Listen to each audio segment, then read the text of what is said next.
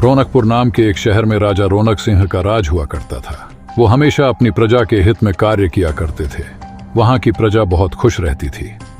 एक दिन गिद्ध आकाश में भूतिया पेड़ के बीज लेकर उड़ रहा था।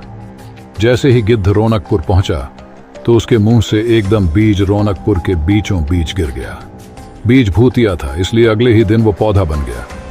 वहां के स्थानीय निवासियों ने जब पौधे को देखा तो हैरान रह गए, क्योंकि पौधे का रंग काला था। बाद में लोगों ने आपस में चर्चा की और यह समझा कि खेत में उगने वाला कोई घास पात या वनस्पति होगी। दूसरे दिन वो पौधा काफी बड़ा हो गया। लोगों को और ज्यादा दुविधा हुई कि एक ही दिन में यह पौधा इतना बड़ा कैसे हो गया। बड़ा होते होते वो पौधा तीसरे दिन पेड़ बन गया। समय बीतता और लोग भी तेजी से बढ़ने वाले पौधे के बारे में सोच सोच कर परेशान हो रहे थे।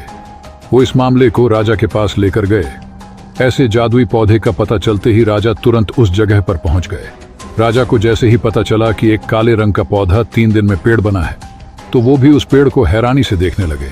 राजा उस पेड़ के पास चौथे दिन पहुंचे थे और तब तक पेड़ और बड़ा हो चुका था। वो इतनी तेजी से फैला था कि किसी को यकीन ही नहीं हो रहा था। राजा समझ गए थे कि पेड़ का रंग काला है, इसमें जरूर कुछ जादू टोना होगा।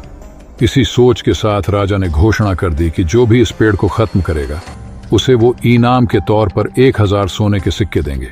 यही नहीं, राजा ने यहां तक कहा कि पेड़ को खत्म करने वाला व्यक्ति मेरी मृत्यु के बाद मेरी राजगद्दी पाने का हकदार भी बनेगा। इतनी बड़ी घोषणा सुनने के बाद हर कोई पेड़ खत्म करने के लिए अपना दिमाग लगाने लगा। राजा के सारे चतुर मंत्रियों ने भी तरकीब लगाई, लेकिन पेड़ को कोई भी नष्ट नहीं कर पाया। किसी ने पेड़ के आसपास आग लगवाई तो एक मंत्री ने उस भूतिया पेड़ को हाथियों तक से खिंचवाया, लेकिन पेड़ को कुछ भी न हुआ। अब लोगों के मन में डर बैठ गया और उन्हें लगा कि पक्का ये ऐसा वैसा नहीं बल्कि भूतिया पेड़ है। तभी उस गांव के एक समझदार व्यक्ति को राजा की घोषणा का पता लगा। जानकारी मिलते ही वह अपने गुरु के पास भूतिया पेड़ से जुड़े रहस्य को जानने के लिए पहुंच गया। गुरुजी ने अपनी ध्यान की शक्ति को एकत्र करके देखा और उससे पूछा, क्या तुम पेड़ को खत्म करना चाहते हो? समझदार व्यक्ति ने जवाब दिया, हाँ गुरुजी, सब उससे परेशान है। गुरुजी ने बताया कि उसे खत्म करने का एक ही तरीका है। इसके लिए तुम्हें उस पेड़ के आसपास नमक डालना होगा।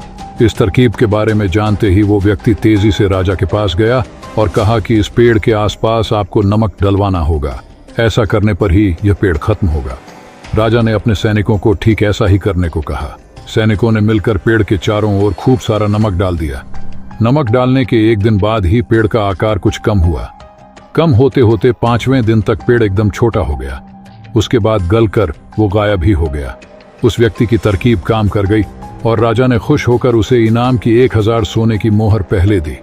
उसके बाद एक पत्र दिया जिसमें लिखा था कि वो राजा के मरने के बाद उनकी गद्दी को संभालेगा, और वो समझदार व्यक्ति खुश होकर अपने घर चला गया। कहानी से सीख, ऐसी कोई मुसीबत नहीं होती जिसका समाधान न किया जा सके। जरूरत है तो बस धैर्य और समझदारी की।